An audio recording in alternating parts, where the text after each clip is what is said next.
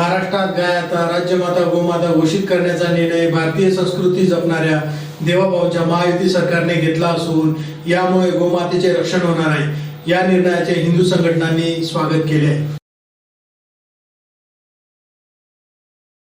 महाराष्ट्रात आता देशी गायींची ओळख राज्यमाता गोमाता अशी असेल। भारतीय संस्कृती जपणाऱ्या देवाभाऊंच्या महायुती सरकारने हा मोलाचा निर्णय घेतला आहे। या संबंधीचा शासकीय अध्यादेश नुकताच जारी करण्यात आला आहे।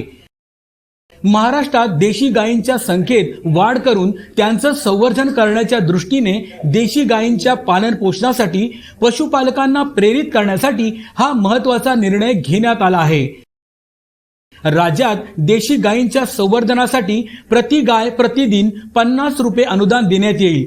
गोशाळांना अत्यल्प उत्पन्न असल्याने त्यांच्या मदतीसाठी हा निर्णय घेण्यात आला आहे। त्या देशी गायीचं संवर्धन झालं पाहिजे म्हणून हा दर्जा देण्यात आलेला आहे। आणि एवढंच नाही तर ज्या ठिकाणी पांजरपोळ आहे, ज्या ठिकाणी व्यवस्था आहे, अशा ठिकाणी देशी गायीच्या चाऱ्याकरता मदत करण्याचा निर्णय देखील राज्य सरकारने घेतलेला आहे।